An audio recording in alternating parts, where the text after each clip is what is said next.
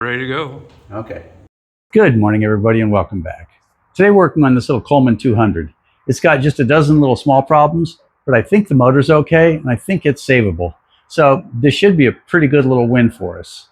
So we're going to go ahead and redo the chain, redo the clutch, and see if we can't get this little Predator motor running that's got on it now. I can tell that this has been touched a lot, but I think we can save it. So all you new people out there, go ahead and subscribe. It's free, and it's what we work for. So let's get started. We're going to go ahead and take the clutch off first.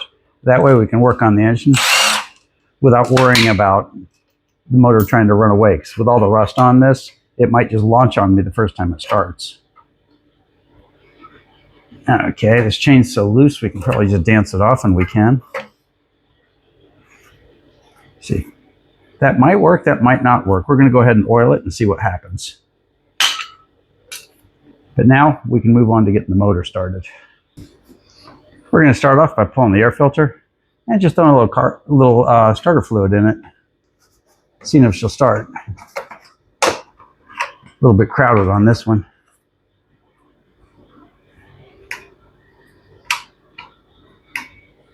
Now she'll kick with starter fluid, then we'll try gas.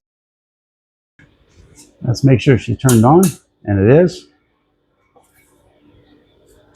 Turn the choke off. We'll leave the gas off for now. Let's see if we get any kick at all out of this bad boy.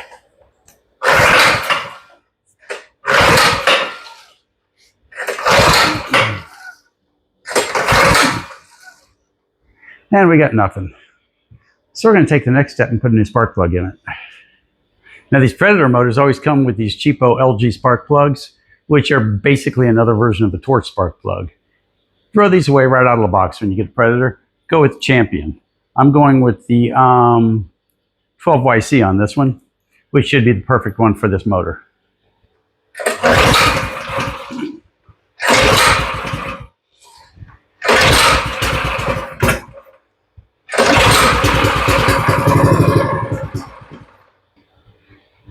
That's enough to tell me that that motor is definitely usable. It's got compression. Well, it's got enough compression to fire, and I didn't hear any weird banging.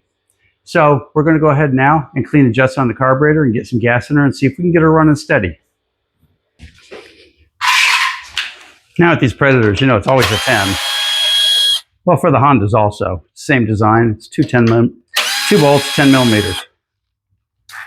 Okay. Come on, buddy. Let's see where we're sticking.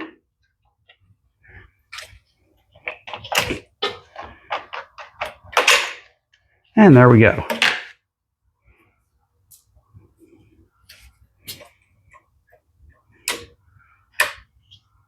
Very nice. And she's not damaged in any way. So let's check the fuel. I don't think this has got any fuel in it at all. Let's slide this out a little bit and get the linkage out of the way. Notice I slid the carburetor out a little bit. Then this pops right out. Okay, I pulled the bowl out, and you can see a little bit of very, very ugly gas. So it looks like it did have fuel in it at one point or another. It just simply doesn't now. So we'll go ahead and pull the jet out, give it a good cleaning, and then get her all back together.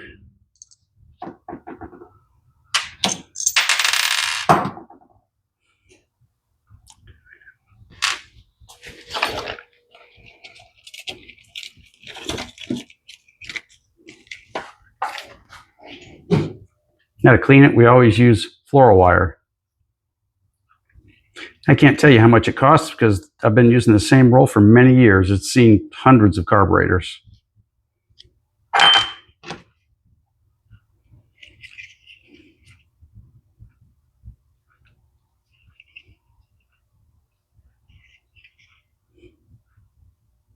And this is really about all there is to it. You'll see people do it a lot fancier.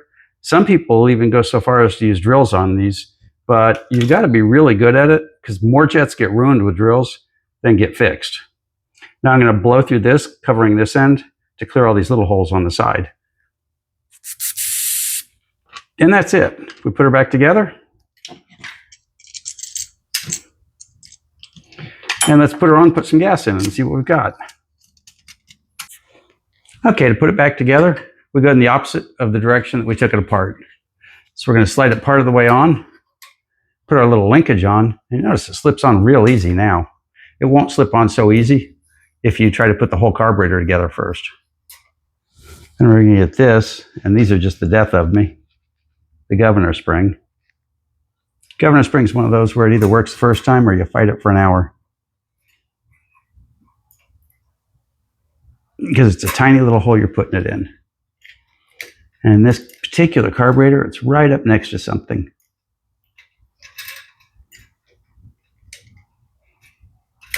There we go. That's on. See, the linkage hopped right off. That's how easy it is to put on at this point. If you were to go the rest of the way on, it would fight you all the way. We're lining up our fuel line as we go on. Now we'll push it down. That'll fall right into place.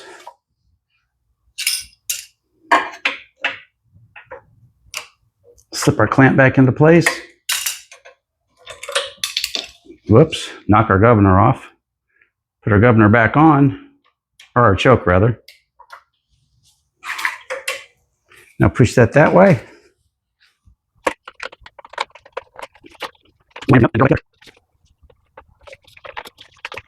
Sometimes line everything up's the hard part. There we go.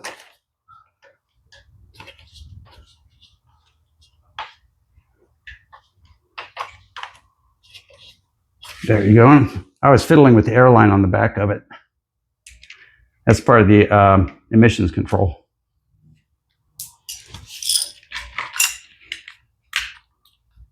This easy's on nice and easy.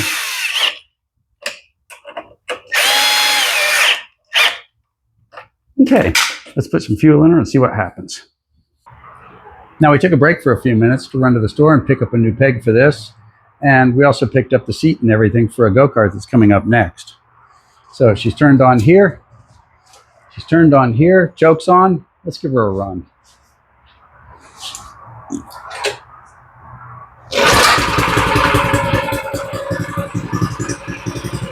That's what I wanted to hear.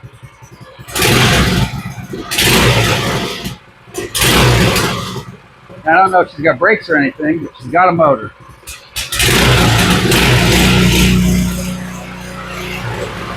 And she sounds pretty good. She's idling a little bit low, but I think for this style, I want to get it to idle as low as I can, so I'm going to leave that alone. So next up, let's work on the clutch. Now, when I originally got this clutch was completely stuck against this, and they had this bolt loose. And they had the bolt loose so that this wouldn't be rubbing, so it'd float around. But we went over to Go Power Sports, and we got ourselves a couple of these little spacers to put behind the clutch. So now we're good to go. It should be 100%. So let's put our chain on. So put our chain on with the space in the middle somewhere in the air. And we're going to do our tie strap trick. I think I've shown this on videos before, but it's my favorite part. We're going to tie strap the chain together because you can lay it on a link, on the gear and try to get it to work. But this works every time. Now just keep tightening it until this fits through correctly. Then we'll cut the tie strap. See, she almost fits. Let's tighten her a little bit more. A couple of more notches. Actually, with this, we could probably pull up on it and get the spacing we need. It's really close.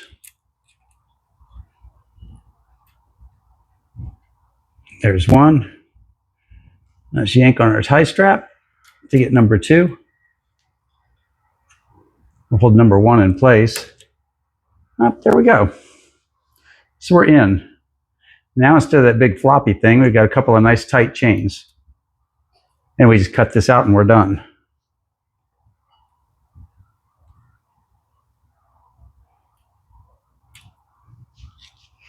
We'll get that back in place. Be careful not to smush our fingers. And that's that. We're ready for a ride. So we didn't get a test drive in on this one, but I'll do that in a short later. We'll definitely get a ride around before we're done with it. So this one got the clutch redone. It got a new chain. let's see, it got the kill switch wired up, and it had the carburetor rebuilt, and that was it. We spent very little on it, and we got a pretty good little return on it. So all you new people out there, if you made it this far, you might as well subscribe. It's free, and it's what we work for. So thanks for watching, and we'll see you next time.